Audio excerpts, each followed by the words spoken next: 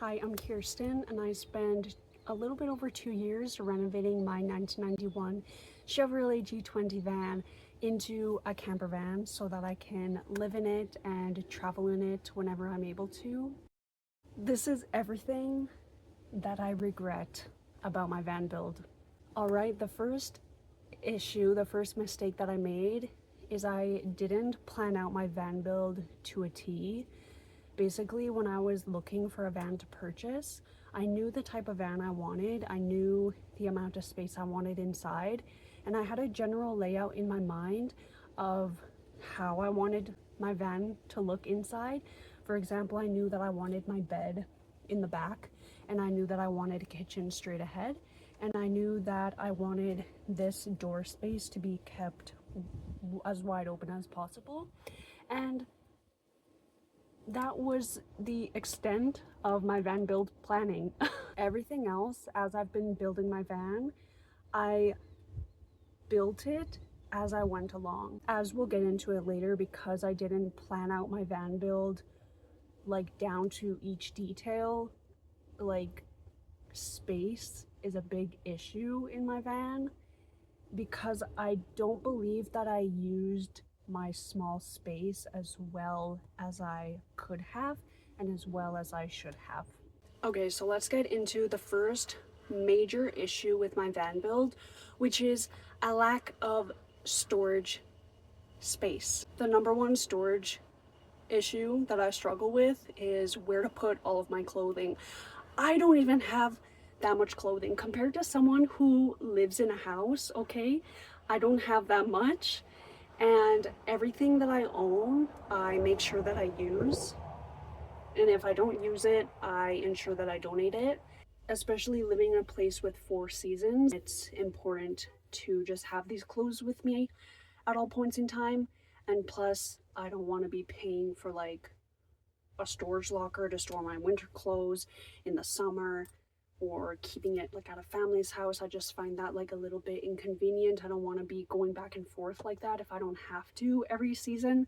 So my clothing storage is one of the issues that I came across building my van, because originally when my van build was like half complete, I was storing all of my clothing right under here. Underneath this is currently where all of my clothing was stored. There was more than enough space for my clothing, but then eventually I got to my water system part of my van build, and there was nowhere else for my plumbing system to go except under the bed. So I had to kick all my clothing out, and now that my whole plumbing system is under here, there's absolutely no more space for my clothing. I'm gonna attempt to show you this under part, but it's super heavy. I'm gonna try not to break my back. Yeah, another thing I didn't plan for is like how heavy lifting this up would be, because I used really heavy pieces of wood without thinking about the heaviness. Like, I have a little handle hidden right here, and I don't lift this up that often, as you'll be able to see. You really don't know how much space clothing takes up until you put it all together, fold everything up, and then when you start folding things, of course they increase in height. For reference, this is already how much headspace I have between my head and the roof. It's already 2 inches higher than I had already planned it to be. So if I take up any further storage space for my clothing, my head is going to be too close to the ceiling, and I don't want that. I really like having enough headspace in my bed area. I have these little drawers that lift up, just loose pieces of plywood because my hinges on them broke off. I used to actually have hinges that would keep this open and I could reach under and grab my clothes. However, a few months ago, this was propped open like this and I forgot, and I sat on the mattress and the hinges broke. So now this is broken. This one's also loose and broken. As you can see, that one stays open by itself.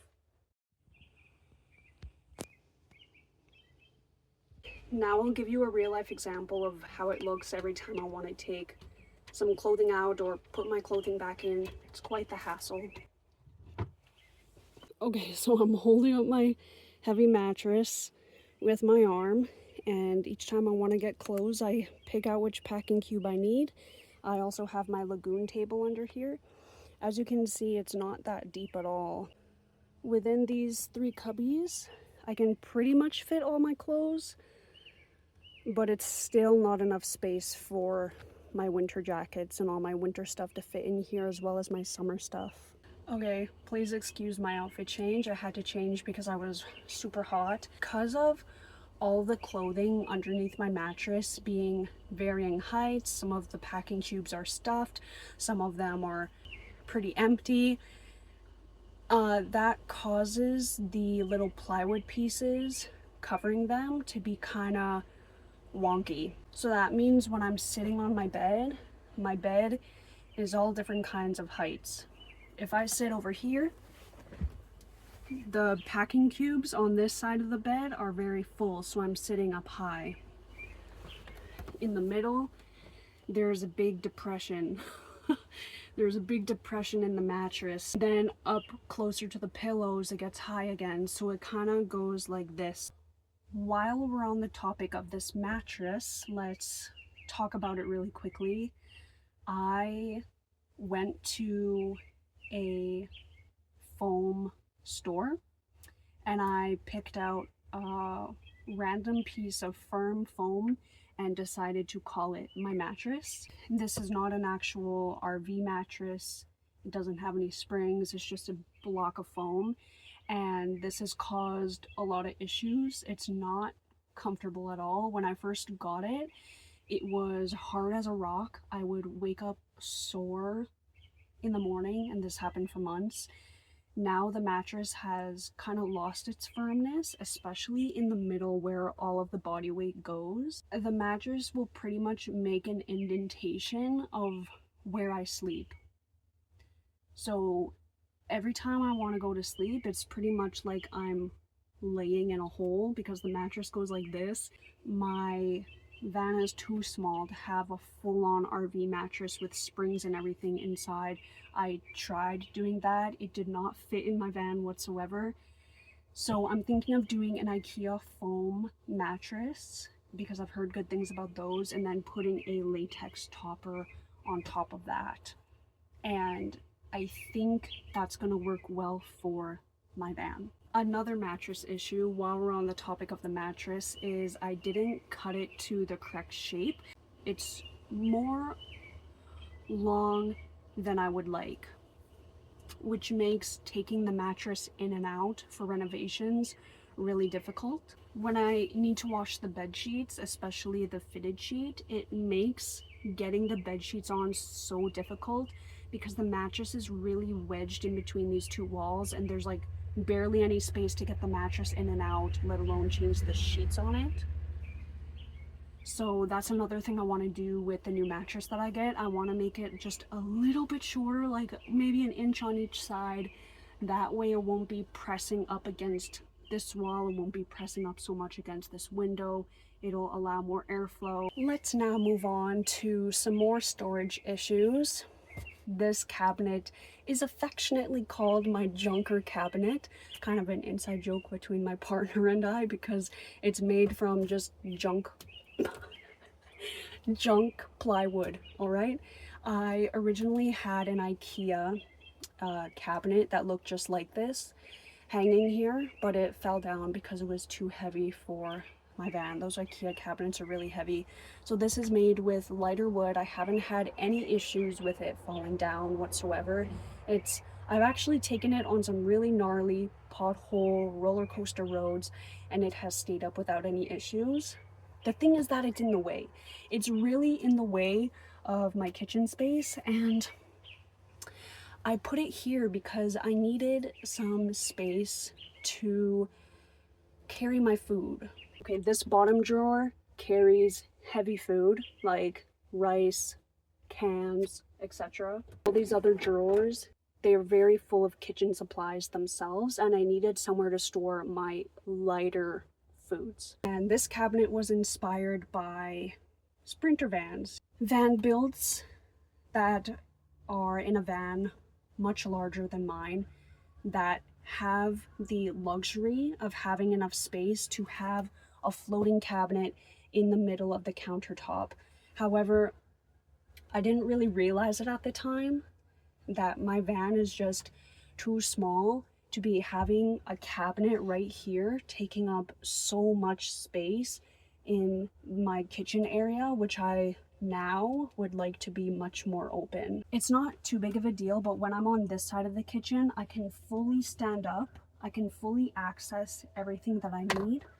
But as soon as I want to go to this side of the kitchen, I have to hunch down and reach underneath this cabinet all the time. Sometimes I would like to be able to use this space for cooking and making food, like as an extension of this side of the counter. I would like to be able to prepare my food on this side as well, but most of the time I can't put anything even tall here because this cabinet is so low. For example, that's how much space I have inside of my cabinet for food. I also try not to weigh it down too much because I don't want it to fall down. Another thing about this cabinet is that look how much it overhangs over my bed, which means I have to be very careful about not hitting my head on this corner. I've actually hit my head on this cabinet a lot. Luckily, I've never caught my head on the corner, but I just feel like if I keep it there, that's gonna happen someday, and that is like a safety issue. A solution that I have for all of these storage issues, my clothing, my food, my hygiene stuff, is to create some more storage all along this side of the wall. Basically, the cabinet that I have near my kitchen, I would love to create something similar now with the building skills that I have learned from building my whole van. I would love to make it fit more snugly to this wall. I have a lot of extra bed space to be utilized. Another storage issue that I have is these purple cabinets. These actually came with my van. They looked a lot different, but I renovated them to match the theme of my van. The only issue I have with them is I have important things in here that I need to access every single day, such as my hygiene bags, things that I need for my night routine, you know? And the issue is that they're hidden behind this curtain. So if it's dark outside, if my lights are on inside of my van and I need to access my things for my night routine, I have to pull back the curtain, which then allows everyone to see inside of my van so that I can grab my items from inside. And it's like not that big of a deal because I can turn off the lights in here and then I can open the curtain and then I can access them, and then I can close this and then I can put the lights back on. It's just not convenient, is just what I'm trying to say.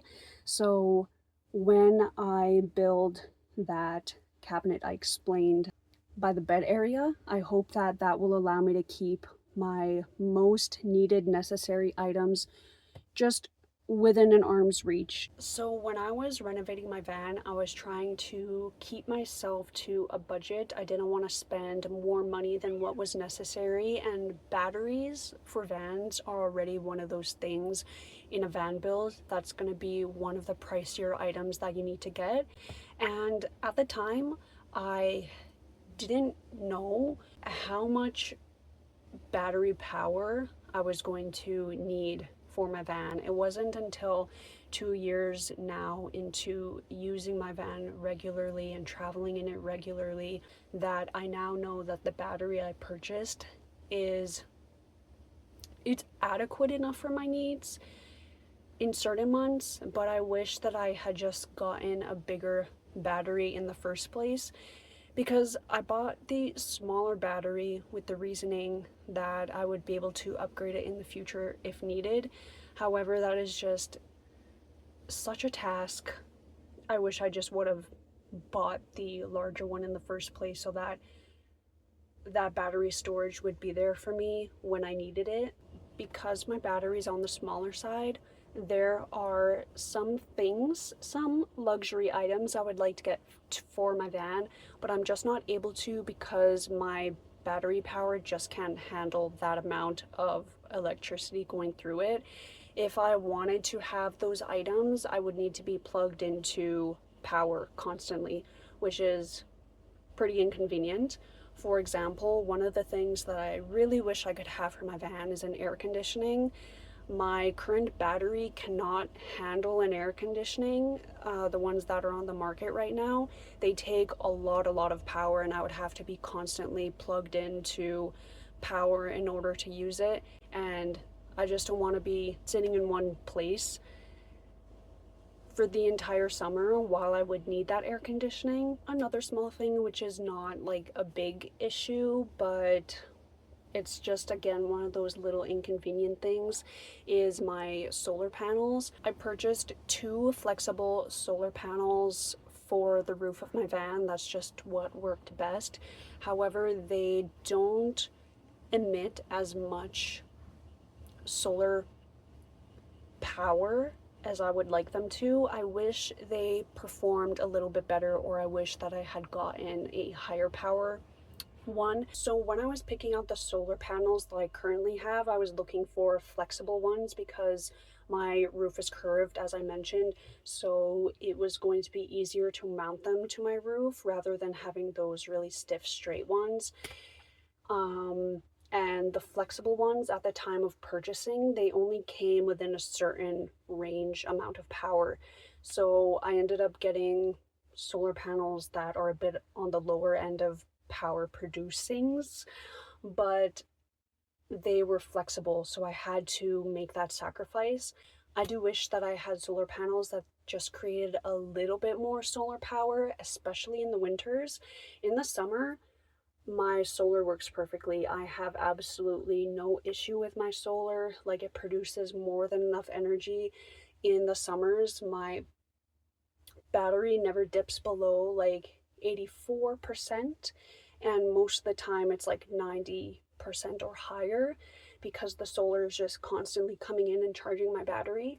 However, in the winter, it is a bit of an issue. Winters in general, there's not a lot of sunshine. So when I previously went to Vancouver Island for the previous 3 months, I had to charge my battery about every 3 days because it was just, with the amount of things that I use my battery for, mostly it's my diesel heater, my fridge takes up a lot of power, and then using my cooktop to cook food. Not that big of a deal, but just a little bit inconvenient to be doing during the winters, is just finding a place to plug in and find power to charge my battery.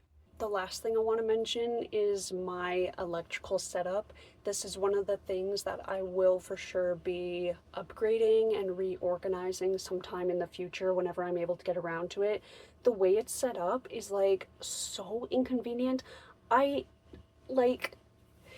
This was my first time building a van, okay? It was my partner's first time building a van. We didn't really know what we were doing, but we were just doing our best.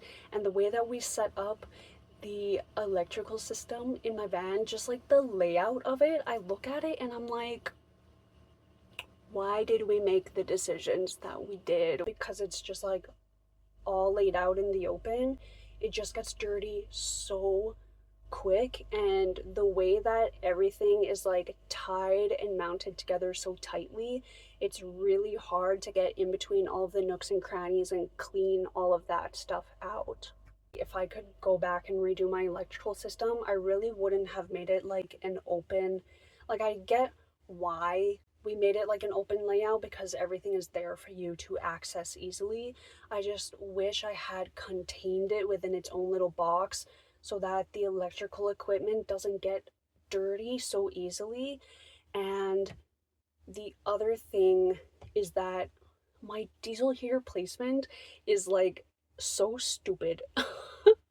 it's it's in such a stupid area. Basically, it's like underneath my bed where all my electrical system is. However, it's in this little corner by itself where there's barely any fresh airflow for the diesel heater to get fresh air. And then because the electrical system area is like always like collecting little debris and like dirtiness, the air that goes into my diesel heater and then hence fills my entire van is not like as clean as I would like it to be, probably because that area, like my diesel heater is in like such a tight little area that it's really hard to keep that area clean, and there's not that much fresh airflow for the diesel heater to be sucking in the first place. So those are the things that I regret in my van build. They're not huge issues, but over time they have just created inconvenience. And already living in a van, there's small little inconveniences you run into during each and every day, and you don't want your home itself to be adding even more inconvenience to your life, you know? I do think most of the things I talked about, especially like all of my storage issues, they just come down to like a lack of planning and a lack of thinking ahead regarding how living in my van full time would actually be. But again, if you don't have experience with living in a van, it's hard to know like exactly how much space and how much storage you're going to need. So in my personal opinion, I wish I had just made as much storage as possible, and just like utilized my small space that I have more wisely, because I think you can never have too much storage, and I think the more the merrier. Just makes life easier to have multiple places to store your stuff. Another thing I just thought of that just screams lack of storage is my laundry bag, especially when I haven't done my laundry in about 2 weeks and my laundry bag is getting really full. There's nowhere for me to put my dirty laundry in my van, so it just ends up chilling in my van wherever there's space, and right now that space is like in between my two front seats. Hope you enjoyed this video, hope it helped, hope it gave you some insight, hope it gave you some things to think about yourself. Thanks for watching, and I'll see you next Friday for another video.